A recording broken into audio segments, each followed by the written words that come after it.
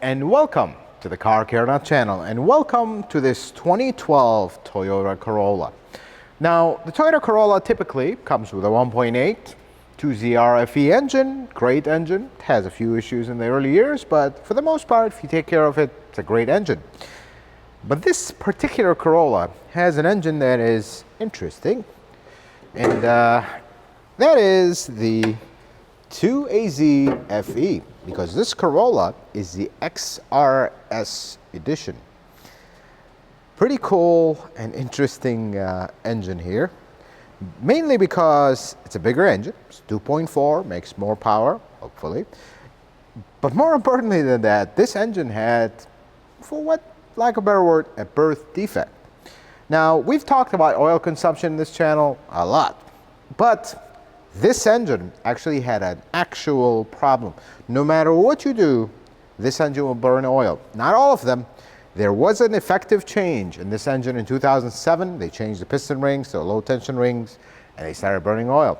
So much that Toyota actually made a campaign to take care of them, the whole 9 yards. Well, this one never really made that campaign, partly because it's a 2012. That campaign has a time limit, and more importantly, this is a Canadian spec car. This is actually not a US car. Pretty interesting to work on a Canadian spec car because the VIN number is invalid in the US. Basically, you try to look for parts, have fun, because it's going to be fun. But here's what we're going to do. The owner of this car loves this car very much, which has 225,000 kilometers. That's something or another in miles. But he's interested in actually fixing the oil consumption. He doesn't want it burning oil all the time. He just wants it good. He likes the car. I mean, you can tell the car is in great shape. So here's what we're going to do. In the 2AR FE, the 2.5 liter that we've done in Camry a few weeks ago, that one, 95% of those will get a short block. That's just the way it is. They're notorious to damage the cylinder wall when they start burning oil, unless you catch them at the beginning. But in this engine, 95% of them will not need a short block. You can just put the updated pistons and rings. So this is a completely different approach to the repair, but we still have to verify what's going on. So to start, we're going to pull the spark plugs out so we can borescope the cylinder and see what we see here, just to make sure that we don't have cylinder wall damage. In very extreme cases is when you're going to have cylinder wall damage. Very, very rare in this engine.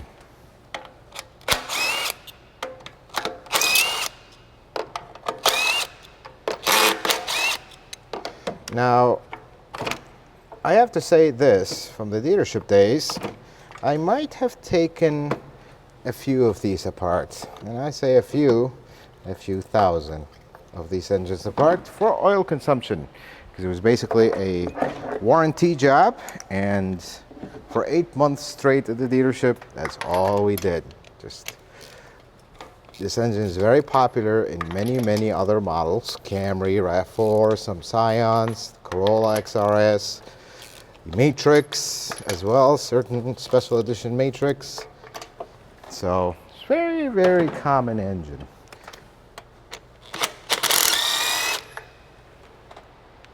Plug looks new-ish. Looks, I guess not new is the word, healthy is the word.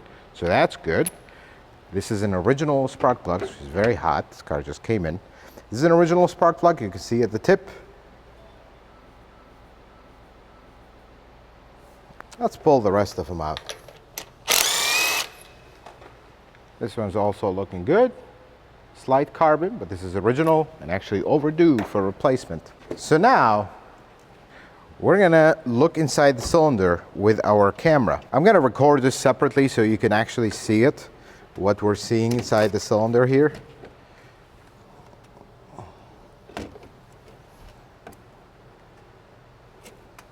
There we go. So we have a little bit of carbon, nothing excessive. Let's flip the camera around. We do have some carbon on the valves. You can see it right there. Flip it to the other side, go to the other valve. Yeah, a little bit, but we're more interested in the cylinder wall. Let's flip it one more time. I mean, we don't see a lot of it.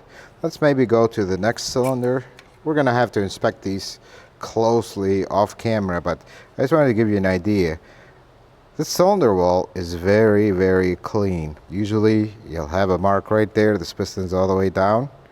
Let's flip the camera.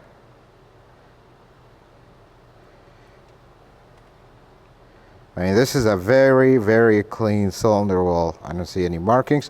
These vertical scratches you see, these are actually not an issue because you can still see the crosshatch. And this vertical scratch as well is not an issue. Let's look at the next cylinder.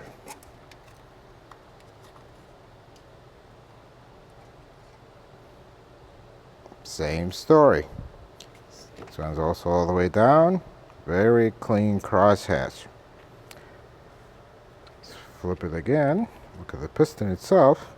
Yeah, the typical carbon on these pistons. And then the valves. This valve is open. You do have a little bit of carbon in this one, but this cylinder wall is very, very clean. See that? And this is the typical story with the 2AZ FE. They just don't disintegrate their cylinder walls unless this engine has ran out of oil and been driven and driven. It has so many miles of bad oil change histories. Then you potentially damage the cylinder walls. I would give it a 5% chance. Basically, 95% of these engines, when they burn oil and you want to repair them, the block is fine. You're going to put the updated pistons, you're going to put the updated rings, and life is good. So here's what we're going to do with this engine. I'm going to spend more time because I want to make sure to move the pistons, really look closely off camera where we're 100% focused. But the car has other issues, a few other things that we're going to talk about. Something cool about the XRS, it has this little strut brace that is pretty cool looking. They drive okay, I suppose. Not what I would call a hot car per se, but definitely drives a little better. So this car has another issue, and that we're going to try to make you hear it so at least you know, and I'll tell you what it is. So wheels are off the ground. You can also do this with the wheels on the ground. This one is not as bad, but let me try to get inside the car and perhaps you will hear it better. That noise when you go side to side. So this is kind of a developing problem with these. Not just the Corolla, this actually applies to a lot of models with electric power steering, especially Prius, Prius C, this one, the newer Corolla. If you have this noise every time you turn the wheel, not the intermediate shaft noise, basically every time you turn the wheel a little bit fast, clunk, you turn the other way, clunk, and when you press the brake and you have a little bit of vibration, I mean the whole car will start, the whole steering will start clunking so bad, it's horrendous. People have replaced steering columns, people have done all kinds of stuff. This is one of those that unless you've run into it, you won't know what it is. And the repair is very simple.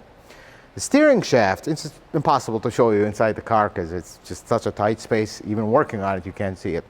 The steering shaft comes through the steering column. There's a steering shaft that connects to it, then it connects to the rack and pinion. All you have to do is crawl under the dash on the driver's footwell, loosen it, it's a 12mm bolt, loosen it, don't take it all the way, move it up and tighten it. That's it, noise is gone and life is great. This is one that you just don't find in the manuals. This is trial and error. This is what this car is going to need. It's very tight. Sometimes you have to remove some stuff to get to it, but that really it. Let's lift this car up, let's look at the rest of it, and we'll see what we see.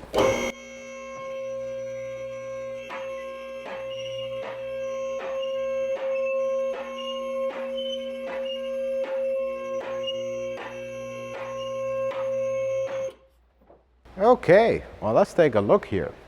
First thing you look at whenever you look at underneath a Corolla like these, they love to have leaky CV boots. The boots get dry and they leak. And the common mistake is just looking at them like this. Sometimes, if you actually turn the wheel, you'll see a grease stain inside that is just starting, and that would be the ideal time to pick this up and get boots for it, so it wouldn't, before it even starts, slinging grease everywhere. But this one is good, that one is good, this side is also good. I don't see any leaks here, so that's pretty good. Now, the owner of this car had another concern, which is the brakes. Because every time he steps on the brakes, he hears that horrible noise from the steering. And his exact words were, something is not right here. And he's right. The front brakes pulsate. These are aftermarket goodies. Or, actually, I take that back. This is a Toyota pad with an aftermarket shim. And the rotors have a little bit of rust on them. We're going to measure them and see, but more than likely this is going to need rotors, pads, and shims. Pads are fine, but if they're halfway worn, if you're going to take everything apart, replace the rotors, you might as well put pads, because that's not really the highest cost here. But otherwise, this car actually has no leaks at all. You can look at it here. Nothing. Not a single leak. 2012, 225 kilometers. No leaks. Nothing. As expected. As we make our way back, you notice this car has been undercoated. This is, of course, Canadian cars. Canadians, they know a thing or two about rust prevention. Exhaust is, of course, rusty. If you look back here, at the exhaust, you notice that it's a little crusty here. That's very normal for these. Actually, this one is not too bad, considering it's a 12, and I can imagine it's spending its life in Canada at some point. Going back to the rest, we have an exhaust shield here that is on its way out. We'll perhaps see if we can secure this one.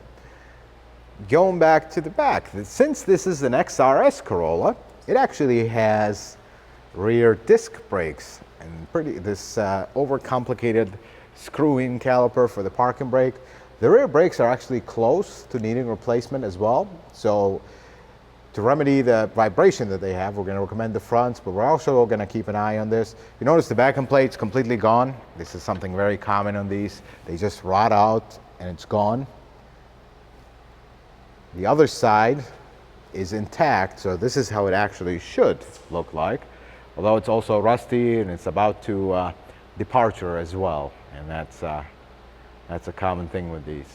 So otherwise, suspension here in the back, I don't see any leaks, any issues, any broken springs, nothing really. This car is otherwise in great shape. One thing I noticed during the test drive, there is like a howling noise, and the owner also concerned about bearings. It's actually not bearings. Folks, if you want to check tires for noise, you're going to take your hand, lay it on the inner edge, going both directions. One direction will be smooth, the other direction you'll feel the roughness of the tire. And you feel it like kind of, there's a zigzag. This tire has a little bit of that. I don't know how you would feel it otherwise. This tire is not too bad. Let's go look at the backs. This one is actually not bad at all. This one is not bad at all. So it's really just one tire right here that's making that slight howling noise, and I feel it. Folks will have all kinds of theories. The struts are bad, the tires are not rotated, and all this mess. But in reality, sometimes just the brand of the tire and the setup of the suspension is what's going to cause that. There's nothing you can do about it. Rotating the tires will help it, but it's still going to happen in the end. So, this Corolla, here's what we're going to need with this Corolla. We already know the cylinder walls are good, and we're going to verify that once we finish filming this video, just to make sure 100%. It's going to need pistons and rings. Very simple. As simple as that. Usually when I do these, we're going to put valve guide seals as well. We're going to put a new water pump, new spark plugs. These spark plugs are actually overdue for replacement, so we're going to replace those as well.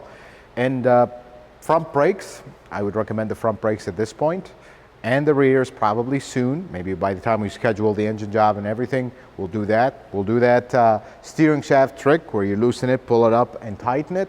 And that's really all this car needs. And I know this sounds like a lot, but This engine job is not going to be as costly as the one from the 2.5 liter, because that one we had to do a short block. Short block alone is almost 3,000. I mean, that's, when you add taxes, it's over 3,000. This one doesn't need it. Pistons are not very expensive. There's a kit actually Toyota makes for these that has every single gasket you need for the job. So that's all together, comes with the new rings and new piston, the jets underneath the pistons and everything. Beautiful set. It's actually cost effective as well. So we'll talk to the customer, we'll see what he wants. And if he ends up wanting to do this, we're gonna film it so you guys can see. We have never really done any internal work on camera in the channel, in the shop, on a 2AZ. So you'll see that as well in the future. Folks, I hope this video is helpful, informative. I hope you learned something new. If you like it, consider giving it a thumbs up. If you're not a subscriber, consider subscribing to the channel. Check out some other videos. And until the next video, folks, may the Lord bless you and keep you, and you have yourself a wonderful day.